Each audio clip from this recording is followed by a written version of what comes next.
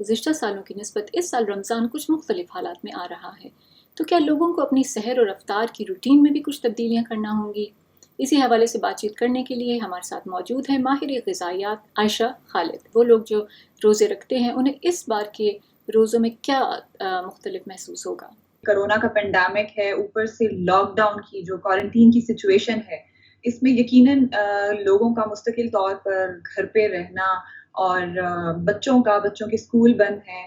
माँओं को थोड़ा इस बात का भी ख़्याल रखना पड़ेगा कि सहर में और इफ्तार में क्या ऐसा बनाया जाए कि बच्चे भी उस चीज़ को उस लिहाज़ से खा सकें। गर्मियों के रोज़े आपको पता है बनिस्बत सर्दियों के लंबे होते हैं और आपको उस चीज़ के साथ थोड़ा-सा कोप करना मुश्किल होता है। लेकिन एक अच्छी बात ये है कि इस लॉकडाउन में आपको रेस्ट करने को यानी आराम करने को ज़्यादा टाइम मिलेगा। सेहत बख्श कौन से ऐसे अज्जा हैं जो आप सजेस्ट करेंगी लोगों को कि वो ज़रूर शामिल करें अपनी सहरी में? दूध से बनी जितनी भी अशिया हैं, जिसमें हमारे पास दही है, चीज़ है, पनीर है, ठीक है? ये बच्चों के लिए बहुत ज़रूरी है। फिर हम अगर बात करें अंडे की, अंडा बहुत ज़रूरी है, एक प्रोटीन पैक्ड फूड है हमारा और बायोटिन है अंडे में जो कि आपके लिए बहुत ज़रूरी है। स्टफ्ड एग ले लिया या स्क्रैम्बल्ड एग बना लिया या आप पराठे के साथ उसको ज़रूर इस्तेमाल कर सकते हैं और अंडे को आप जितना होलसम बना सकते हैं, उसमें स्पाइसेस डाल के, वेजिटेबल्स डाल के, शिमला मिर्च इस्तेमाल कर लें, कई लोग गाजर भी डाल लेते हैं। तो जो भी आपके पास मौसमी चीज़ें आप उनका इस्तेमाल करके एक अच्छा होलसम अंडा बना सकते हैं और उसको पराठे के साथ इस्तेमाल करवाएँ। रमज़ान में देसी घी का इस्तेमाल भी बहुत बढ़ जाता है। क्या ये सेहत बख्श है या इसकी बजाय कुछ और इस्तेमाल करना चाहिए? देसी घी का इस्तेमाल एक हद तक ठीक है, मुफ़ीद है ख़ास तौर पे बच्चों के लिए क्योंकि बच्चों को ग्रोथ की ज़रूरत होती है मेंटली एंड फिज़िकली, उनके लिए ठीक है। बड़े भी रमज़ान में ख़ास तौर पे जैसे मैंने पराठे की बात की बिल्कुल इस्तेमाल कर सकते हैं, लेकिन मिकदार उसकी 1 आधे चम्मच से ज़्यादा ना हो। 1 आधे चम्मच हम दूसरा घी भी रिकमेंड करते हैं कि आप उतना ले सकते हैं। लेकिन यहाँ पे बात आ जाती है पूरे का पूरा उंडेल देना, अंडा बन रहा है तो उसमें घी एक तैर रहा होता है अंडा, सालन तैर रहा है रोटी है, चपाती है वो भी तैर रही है, पराठा इस तरह ये चीज़ अवॉइड करें और प्रोसेस्ड घी से और प्रोसेस्ड इन चीज़ों से आप अवॉइड करें और कोशिश करें कि घर में बना सकें। बहुत ज़्यादा इस्तेमाल नुकसानदेह हो सकता है, ख़ास तौर पर उन लोगों के लिए जिनका वज़न ज़्यादा है, जो कि हाइपर सेंसिटिव हैं या जिनको ब्लड प्रेशर है, हाइपरटेंसिव हैं एक्चुअली या जिन लोगों को कार्डियक इश्यूज़ हैं, दिल के अमराज़ हैं यानी या कोई इस तरह का बच्चों को अलबत्ता आप ज़रूर दे सकते हैं। 1 से 2 चम्मच इस्तेमाल बच्चों को ज़रूर करा सकते हैं, लेकिन अगेन उनको भी बहुत ज़्यादा इस्तेमाल ना कराएँ। हम में से अक्सर अफराद के दिन का आगाज़ कैफ़ीन के साथ होता है, वो कॉफ़ी हो या चाय हो। तो रमज़ान में जब सहरी की जाए तो उसमें चाय पीना कैसा है? और आप क्या समझती हैं कि उससे बेहतर कोई मुतबादिल मौजूद हैं?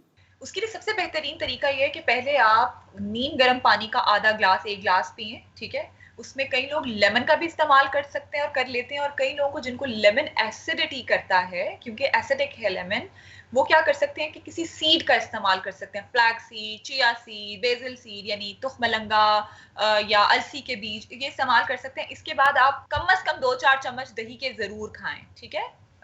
सहरी की बात कर रही हूँ।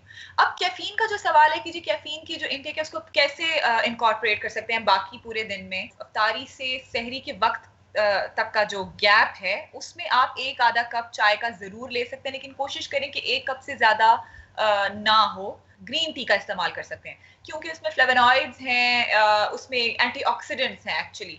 तो वो क्या करेगी कि वो आपकी डाइजेशन को भी ठीक रखेगी और आपकी जो चाय की आदत है उसको भी सैटिस्फाई करेगी। रोज़-रोज़ जो है इफ्तारी में तली हुई चीज़ें बनाई जाती हैं, इस हवाले से आप क्या कहना चाहेंगी? आप 1 आधे चम्मच से ज़्यादा ना लें घी, ऑयल या कोई भी इस किस्म की चीज़। तो तली हुई अशिया में सोचें कितनी ज़्यादा मिकदार इस्तेमाल हो रही है, जो कि ट्रांस फैट में आ जाती है।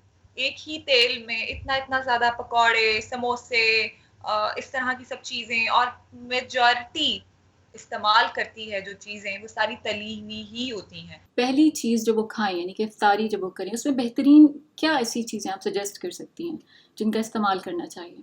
केला, सेब, अमरूद, कीवी अगर अवेलेबल है, आपकी एक्सेस है, अनार की एक्सेस है, तो जो-जो भी मौसमी फल है उसकी एक चार्ट बना ली जाए। ये सबसे बेहतरीन चीज़ है बजाए इसके कि आपको पता है कई लोग क्या करते हैं कि फ़िज़ी ड्रिंक्स की तरफ जाते हैं। अफ्तारी के होते ही ये होता है कि इस्तेमाल बढ़ जाता है, दूध सोडा का और इन सब चीज़ों का।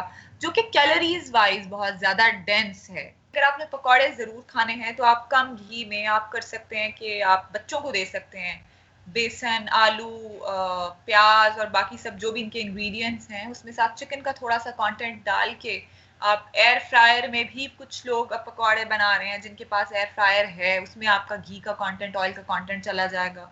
फिर आप कबाब घर में हल्के से घी में, हल्के से ऑयल में तल के बच्चों को दे सकते हैं और खुद भी एक आधा खा सकते हैं। तो बेहतर ये होता है कि आप ग्रेजुअली खाएं, यानी पहले पानी पिया, खजूर खाई, हल्का सा कोई फ्रूट ले लिया, फ्रूट चाट का इस्तेमाल कर लिया, दही से बनी कोई चीज खा ली, ठीक है, उसके बाद थोड़ा सा गैप दे दिया। लेकिन यहाँ पे क्या होता है कि खाना, कई लोग डायरेक्ट खाना खा रहे होते हैं, इससे स्टमक भी अपसेट होता है। तो बेहतर ये है कि आप कोई 1.5-2 घंटे के बाद, यानी 8-9 बजे के करीब अगर खाना खा लें। फिजिकल एक्टिविटी बहुत कम हो गई है रमज़ान में। किस तरह से लोग इस बात को इंश्योर कर सकते हैं कि वो फिजिकल एक्टिविटी भी मेंटेन रहे, उसके लिहाज से वजन मेंटेन रहे? रात के खाने के यानी फौरन बाद नहीं, तकरीबन कोई 15-20 मिनट बाद आप ब्रिस्क वॉक करें।